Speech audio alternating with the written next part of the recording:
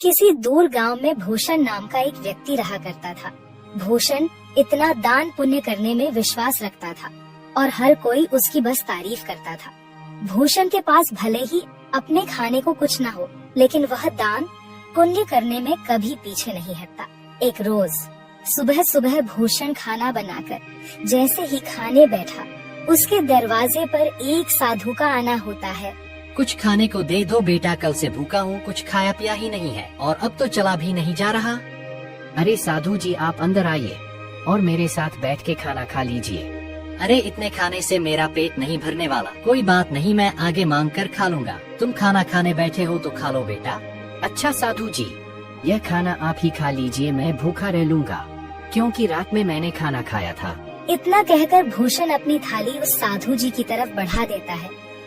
साधु जी भी खाना देखकर दोनों हाथों से जल्दी जल्दी खाने लगता है और खाना खाने के बाद साधु जी भूषण को ढेर सारा आशीर्वाद देते हुए कहते हैं, भगवान तुम्हें हमेशा खुश रखे बेटा।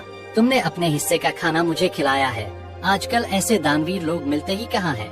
तुम्हारा भला हो बेटा। इतना कहकर साधु जी वहाँ से चले जाते हैं, लेकिन भूषण को भी भूख लगी थी।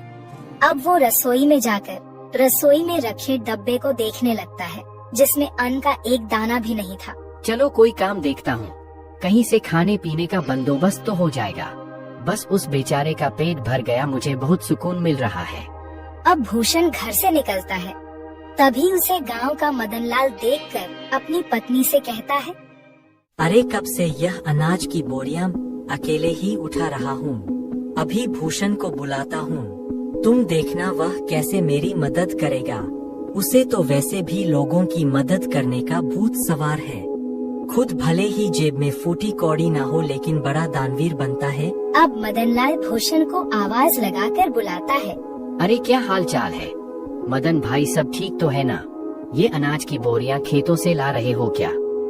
अरे हाँ, खेतों से अभी 10 बोरियां और लानी है, लेकिन मैं बहुत ज्यादा थक गया हूँ। तुम थोड़ा हाथ बटा देते तो मेरा काम जल्दी हो जाता। अरे क्यों नहीं, चलो चलो, मैं आपके साथ मिलकर खेतों से आपके घर तक बोरियां पहुंचा देता हूं। बड़ा ही बेवकूफ है और इसे बेवकूफ बनाना भी आसान है। चलो इसी बहाने मेरी मदद हो जाएगी और थोड़ा आराम भी मिल जाएगा। इतना कहकर मदनलाल भूषण से अब कई सारी बोरियां खेत से घर रखवाता है, लेकिन भूषण तो भूखा था। उसे भूख भी बहुत तेज लग रही थी। अब बोरियां रखने के बाद मदनलाल भूषण से कहता है, बहुत बहुत शुक्रिया भूषण भाई। अगर तुम ना होते ना तो मुझे यह बोरियां ढोते ढोते रात हो जाती। कई घंटे बोरियां ढोने के बाद भूषण थक जाता है और अब वह उधार लाला की दुकान से राशन लेकर खाना बनाकर खाता है। अगली सुबह उसके दरवाजे पर किसी के रोने की आवाज आ रही होती है। भूषण नींद में होता है और दरवाजा खोलता है तो देखता है उसका पड़ोसी बिरजू अपनी पत्नी को पीट रहा है। अरे अरे बिरजू, तुम अपनी पत्नी को इस तरह क्यों मार रहे हो? अरे क्यों न मारूं मेरी पत्नी, मेरी मर्जी। तू कौन होता बीच में बोलने वाला? देख बिरजू, ऐसे सुबह सुबह मारपीट करना सही बात नहीं है। पूरे गांव के लोग इकट्ठा होकर यह सब देख रहे हैं, यह अच्छा है क्या? अरे भूषण बेटा, तू भी किसे समझा रहा है? इसे समझाना मतलब अपना सिर दीवार पर मारने वाली बात है। जरूर सुबह सुबह चमेली से पैसे मांगने के लिए ला रहा होगा। पीने को पैसे नहीं होंगे ना इसके पास। अरे बुढ़िया चुप कर, ज्यादा बोलने की जरूरत नहीं है। आजकल के बच्चों को तो अपने से बड़ों से बात करने की तमीज ही नहीं है। अरे मैं तो तेरी माँ की उम्र की हूँ और तू है कि मुझसे बदतमीजी से बात कर रहा है। लेकिन मैंने तो नहीं कहा आपको कि मेरे बीच में बोलने के लिए। इतना कहकर बिरजू फिर से अपनी पत्नी चमेली को मारने लगता है, लेकिन भूषण से यह सब देखा नहीं जाता और वह बिरजू का हाथ पकड़ लेता है और उसे एक जोरदार तमाचा लगाता है। यह देखकर सारे गांव वाले ताली बजाने लगते हैं। बिल्कुल ठीक किया यार, इसी के लायक है। अरे अपनी पत्नी पर हाथ उठाता है और खुद को मर्द समझता है। गांव के ढेर सारे लोग ये तमाशा देख रहे होते हैं। उनमें से एक औरत भूषण से कहती है, आप सच में बहुत नेक दिल के हैं, हर किसी की मदद करते हैं, हर किसी का भला चाहते हैं। हम गांव वाले बस आपसे इतना चाहते हैं कि अगला हमारा सरपंच आप ही हो। अरे क्या बात कही है तूने? यह बात तो काफी समय से मैं दिल में दबाए बैठी थी। अरे हाँ हाँ बिल्कुल, भूषण भाई गांव का सरपंच बनेंगे तो गांव में विकास होगा, तरक्की होगी। उस सज्जन सिंह के पास तो गांव के लोग जाने से भी डरते हैं, और रही उसे कुछ कहने की बात तो कोई भी उसके सामने मुंह नहीं खोल पाता। भूषण हर किसी की हर तरह से मदद करता था, जिस वजह से गांव के लोग भूषण को अपना अगला सरपंच बनाने का फैसला करते हैं। अब सरपंच तक यह बात पहुंचती है। सरपंच तिलमिला उठता है। क्या भूषण की इतनी हिम्मत खाने को लाले पड़े हैं, लेकिन सरपंच बनने का सपना देख रहा है। इसे तो मैं छोड़ूंगा नहीं। अरे हाँ मालिक, और तो और गांव वाले कह रहे हैं कि चाहे कुछ भी हो जाए, सरपंच तो भूषण ही बनेगा। अब आपको ही कुछ करना होगा, वरना भूषण आपकी गद्दी लेकर ही मानेगा। सरपंच अब सोच में पड़ जाता है कि वह ऐसा क्या करे जिससे उसके रास्ते का कांटा भूषण हमेशा हमेशा के लिए इस गांव से चला जाए। अगले चुनाव में गांव के लोग भूषण को सरपंच बना देते हैं। अब ऐसे ही कई दिन बीत जाते हैं, और जब राशन देने की बारी आती है तो सरपंच बड़े ही चालाकी के साथ राशन में मिलावट करवा देता है, जो भूषण को बिल्कुल पता नहीं चलता। अरे बेटा, तुझे सरपंच बनता हुआ देख बहुत खुशी हो रही है। अब कम से कम राशन तो समय पर और अच्छा मिलेगा। अरे हाँ हाँ, सब कुछ अच्छा ही होगा। आप लोगों ने इतना विश्वास करके मुझे इस गांव का कार्यभार संभालने का जिम्मा दिया है, और इसे मैं अच्छे से निभा सकूं, बस यही दुआ करिएगा। हाँ, अब गांव में विकास और तरक्की आने से कोई नहीं रोक सकता। गांव में राशन बांटने के बाद सभी खुश थे कि उन्हें पहली बार पूरा राशन मिला है, वरना सरपंच सज्जन सिंह तो आधे से ज्यादा राशन काट लिया करता है। लोगों को राशन मिल चुका था, लेकिन अगले दिन पूरे गांव में शोर मच जाता है कि उनके नए सरपंच भूषण ने मिलावटी राशन दिया है। अब गांव वाले एक जगह इकट्ठा होकर भूषण से सवाल करते हैं। हमने तुम पर विश्वास करके तुम्हें गांव का सरपंच बनाया, और तुमने हमारे साथ ही विश्वासघात किया भूषण। बेटा, मुझे तुझसे यह उम्मीद नहीं थी। अरे राशन में मिलावट करके क्या मिला? तुम तो गांव के लोगों का हमेशा से भला चाहते थे, तो भला फिर राशन में मिलावट क्यों किया? इतना मिलावट तो सरपंच जी भी नहीं करते थे। हमने तुम्हें सरपंच बनाकर गलत फैसला ले लिया।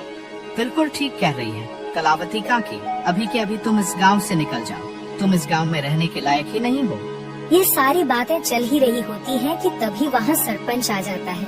अरे हाँ हाँ, इसे अभी के अभी गांव से निकाल दिया जाए। इस पर विश्वास करके तो हमने बहुत बड़ी गलती कर दी है। अब भूषण को गांव वाले गांव से निकाल देते हैं। सरपंच और उसका नौकर बहुत खुश थे, क्योंकि यह सब किया धरा तो उनका ही था।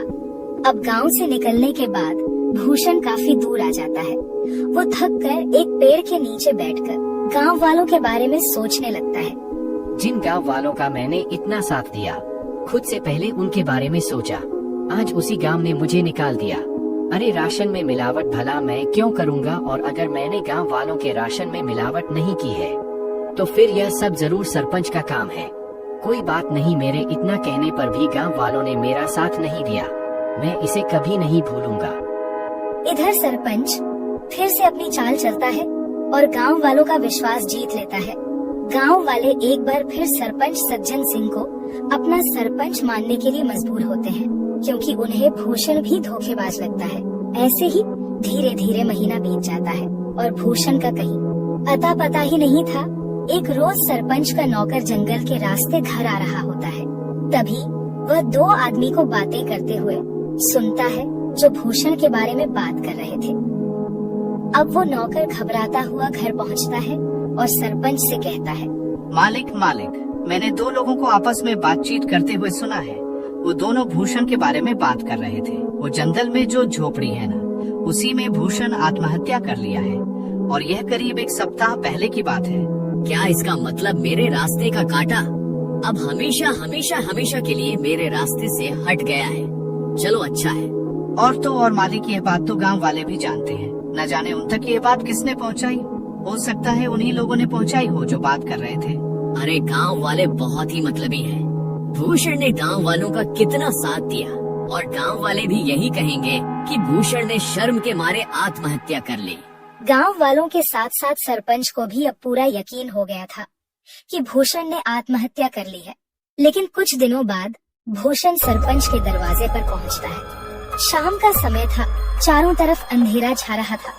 सरपंच अपने नौकर को आवाज लगाकर कहता है, अरे सामने देख, जरा कोई खड़ा है क्या?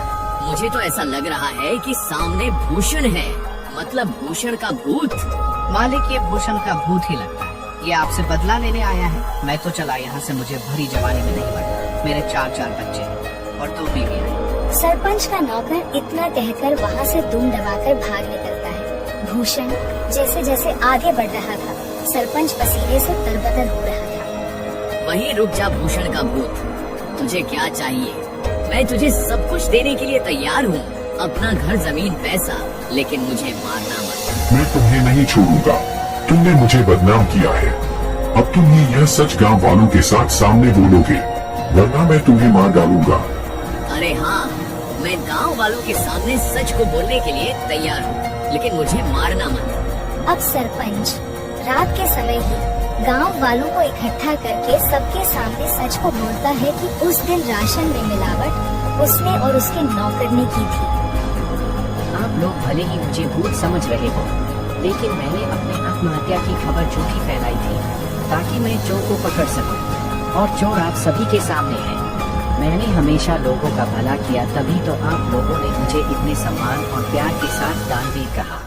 भाई, मुझसे गलती हो गई, मुझे माफ कर दो। मैं तुम्हारे आगे हाथ जोड़ता हूँ। अब उसी वक्त गांव वाली सरपंच को गांव से निकालकर सरपंच की जगह भूषण को गांव का सरपंच बनाते हैं और भूषण से माफी मांगते हैं कि वह सरपंच की बातों में आ गए थे और उन्होंने बिना सोचे समझे उसे गांव से निकाल दिया था।